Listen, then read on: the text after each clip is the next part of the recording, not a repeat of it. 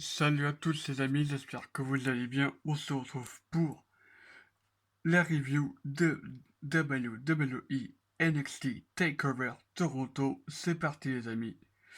On va commencer directement par dire que je suis désolé pour ne pas avoir pu avoir le temps de poster la vidéo avant. Je suis désolé. J'en m'excuse d'avance de ne pas avoir tourné la vidéo de cette review. On va commencer par ça, les excuses. Désolé, j'ai eu le temps pour... heureusement, j'ai trouvé du temps pour SummerSlam, mais j'ai pas pu en trouver pour NXT TakeOver Toronto.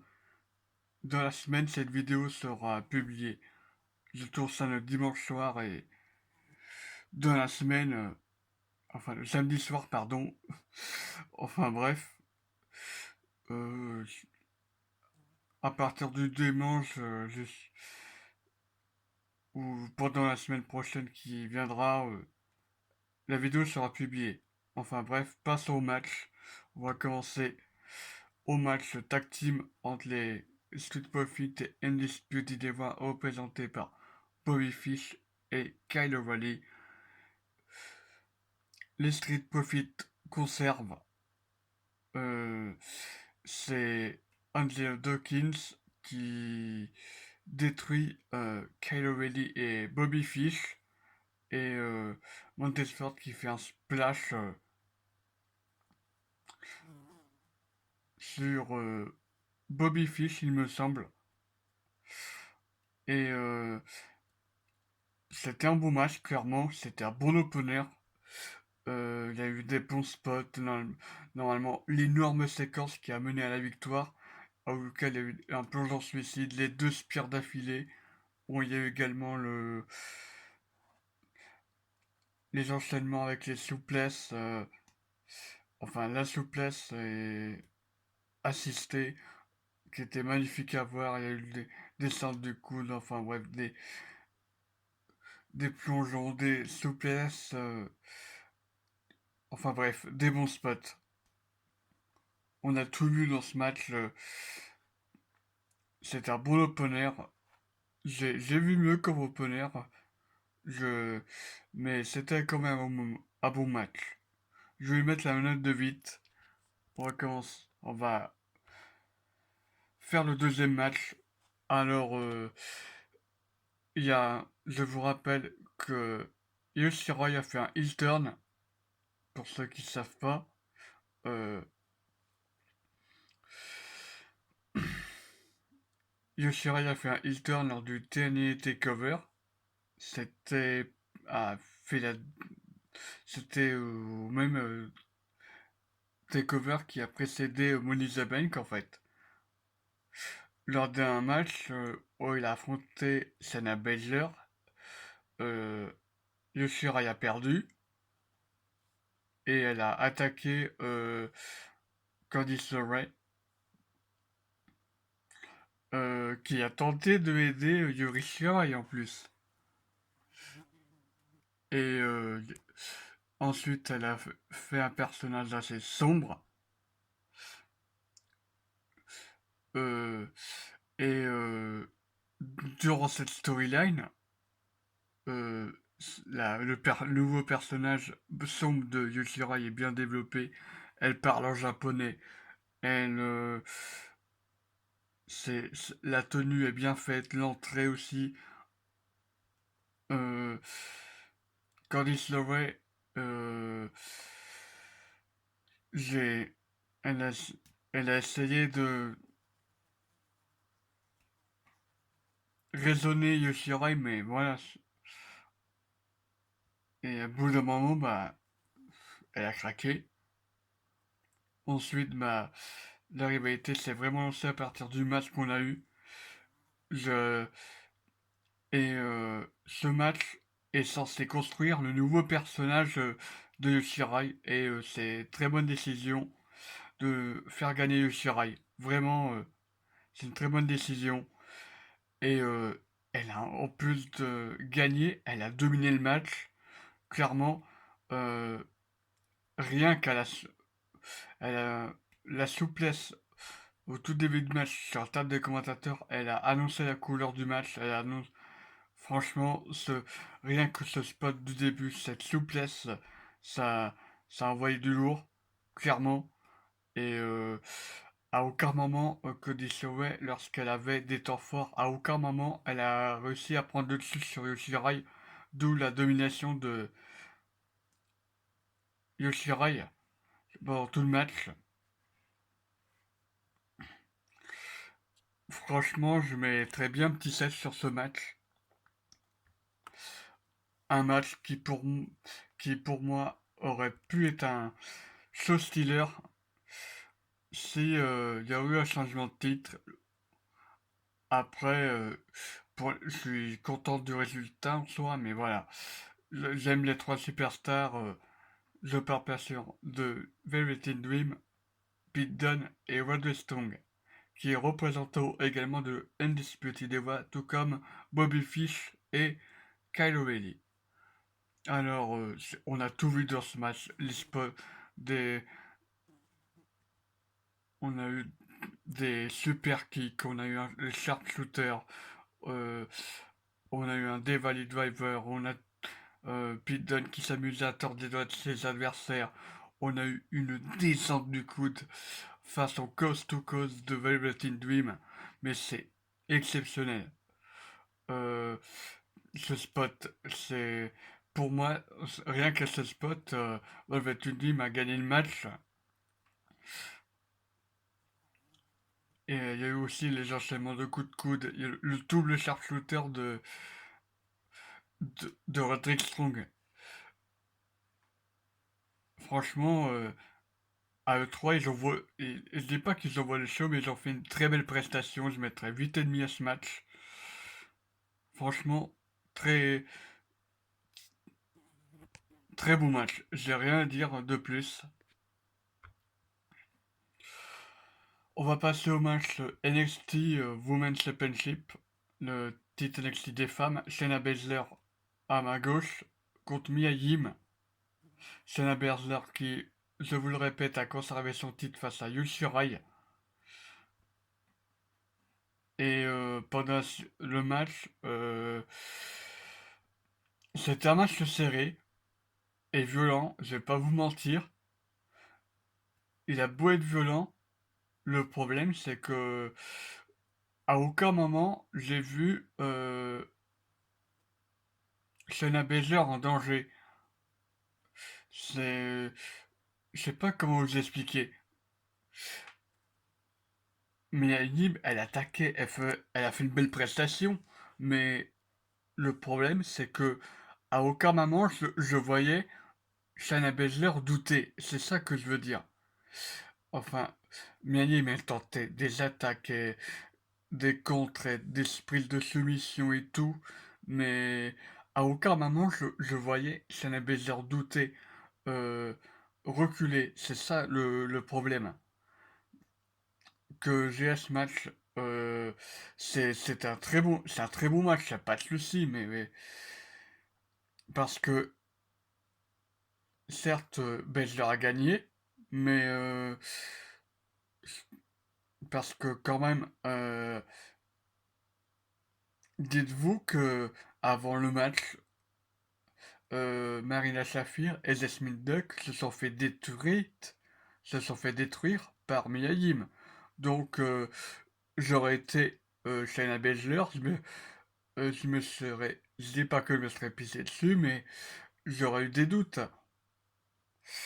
Euh, mais voilà, certes, elle l'a battu toute seule, Shayna Baszler, mais en soi, le match était bon, mais vu ce qu'on a eu précédemment, euh, j'aurais quand même me posé un moment de doute sur Shayna Baszler, même si elle a quand même réussi à gagner de façon clean le match, j'aurais quand même posé un moment de doute. Ce, ce moment de drama, enfin, et de suspense aussi. Enfin, si, enfin, bref, vous m'avez compris. On va passer maintenant au main event. qui pour moi vaut son titre de main event. Au passage, je mets juste 8 à ce match. Euh, voilà. On va passer au main event. Adam Cole, baby, qui affronte Johnny Wrestling Gargano, ancien champion NXT, Johnny Gargano. Euh, comment dire? Ce match était incroyable. Vraiment, on a tout vu dans ce match. On a tout vu. Le, c'est un 2 or 3 Hells stage, 2 or 3 stage of hell match, 2 ou 3 étages dans l'enfer. En gros, c'est un peu comme c'est la même chose qu'un match à 2 ou 3 tombées, sauf qu'il y a une stipulation en plus. Euh, le premier match est obligatoirement un match simple. C'est obligatoire. Par contre, tu peux ajouter une stipulation à partir du deuxième round. Et ça a été le cas. Il y a eu un match simple. On a eu un match street fight. C'est un match sur disqualification, en gros. Et le troisième, c'est un match façon Little Lockdown à la TNA. C'est-à-dire qu'on était dans une cage et il y avait des armes.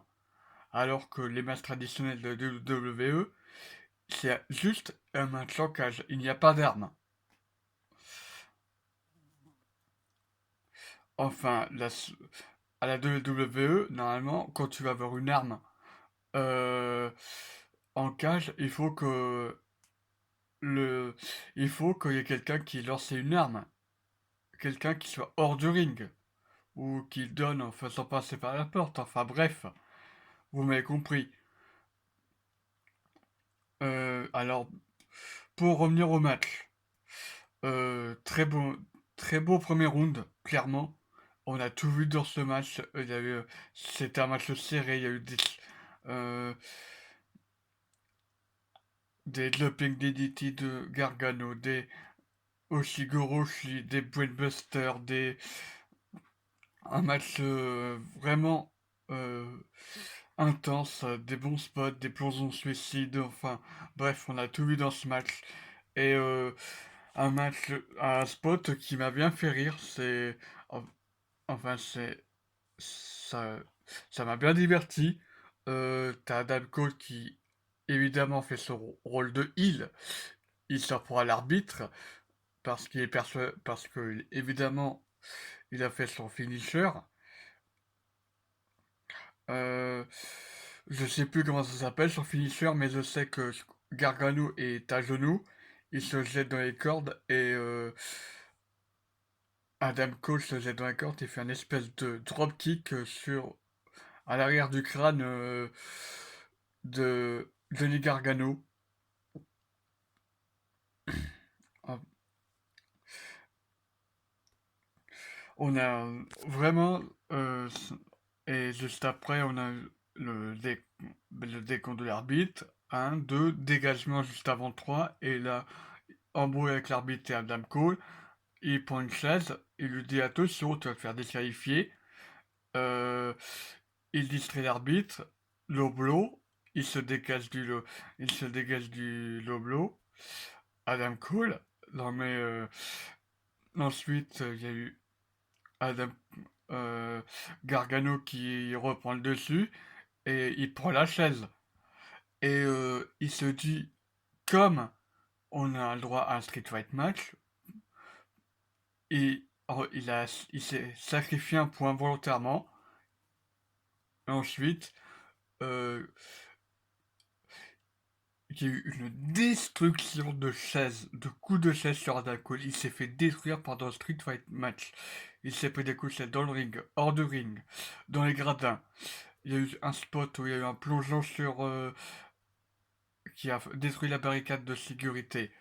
Euh, il y a eu une prise sur la table des commentateurs américains euh, et un lone dart de Gargano pour la victoire. Et ensuite, rien que de voir la tête de Adam Cole et de Gargano lors du la descente de la cage, c'était assez impressionnant. La réaction des deux, t'as Gargano qui était mais heureux comme un enfant de 5 ans qui rejoint un cadeau de Noël, et d'un autre côté, il y a euh, un Adam Cole qui était choqué. C'était sympa d'avoir ce contraste entre les deux catcheurs.